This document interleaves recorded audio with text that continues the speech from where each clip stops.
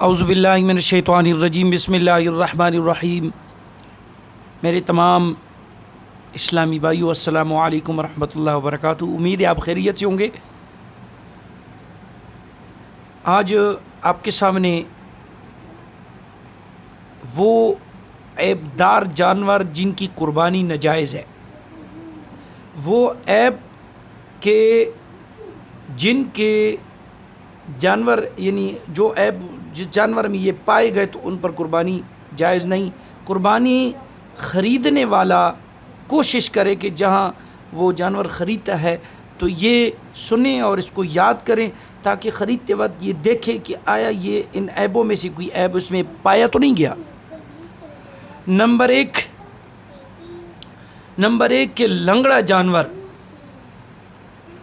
जिसका लंगड़ापन इतना ज़ाहिर हो कि ज़बह की जगह तक वो न पहुंच सके, लंगड़ापन के ज़बह की जगह तक वो न पहुंच सके, इतना लंगड़ापन उसके अंदर हो तो इस पर कुर्बानी जायज़ नहीं है, ये ऐब है। दूसरा, अंधा या ऐसा काना जिसका कानापन ज़ाहिर हो। नंबर 3, ऐसा बीमार जिसकी बीमारी बिल्कुल ज़ाहिर हो। नंबर 4, ऐसा दुबला बूढ़ा जानवर जिसकी हड्डियों में गूंदा न रहा हो, गोश्त न हो, बिल्कुल उसकी हड्डियाँ और कमज़ोर जानवर, ये भी ऐब है, इसके ऊपर भी कुर्बानी जायज़ नहीं। नंबर 5, जिसकी पैदाइशी दुम न हो। नंबर 6, जिसका पैदाइशी एक कान न हो। नंबर 7,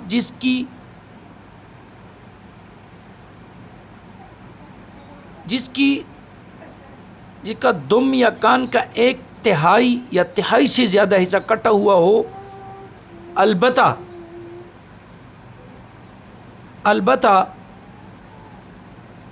चकती वाले दुम्बे की दुम का एतबार नहीं, लिहाजा पूरी दुम कटी हुई तो भी कुर्बानी जायज़ है। नंबर 8, जिसके पैदाइशी तौर पर थन न हो, ये भी ऐब है, इस पर भी कुर्बानी जायज़ नहीं। दुम्बी भेड़ बकरी का एक थन न हो, या मर्ज़ की वजह से खुश्क हो गया हो, या किसी वजह से ज़ाया हो गया हो,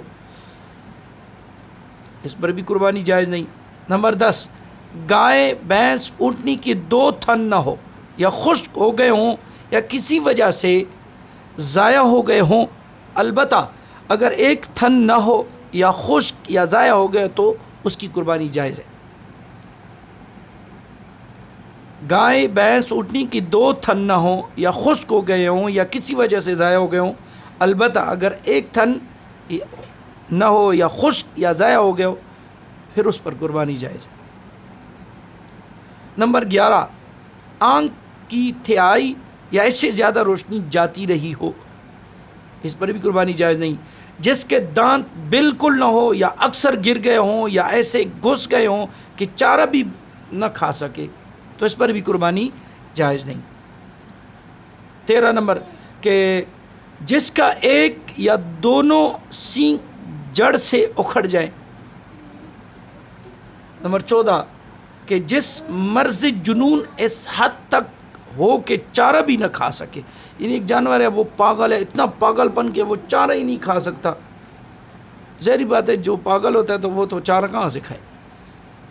खारशी जानवर जो बहुत दुबला और कमज़ोर हो, खारशी जानवर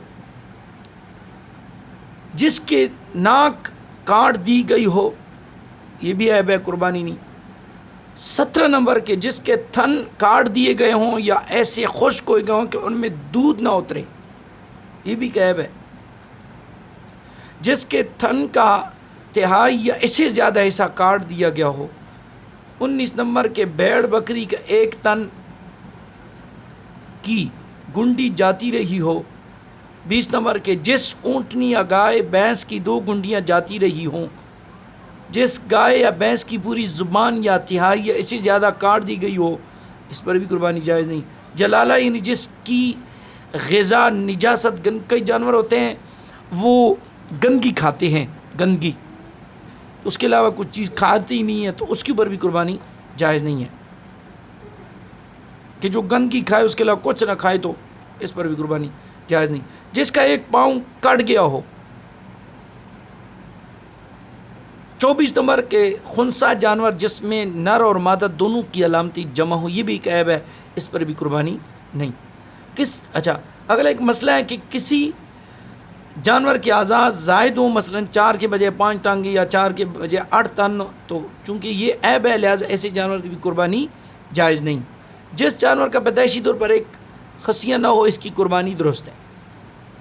तो ये जो चंद मैंने ऐब आपके सामने बयान किए हैं 24-25, तो ये आप जहन में रखें। जो भी बंदा इस्लामी भाई कुर्बानी के लिए जानवर ख़रीदता है तो उसके अंदर ये ऐब देखें, इसको याद रखें, इसको सुनें और इस याद रखें ताकि ख़रीदते वक्त वो ऐब्स ताकि जानवर के अंदर ना हो, तो वो आप ख़रीद कर उस पर आप कुर्बानी कर सकते।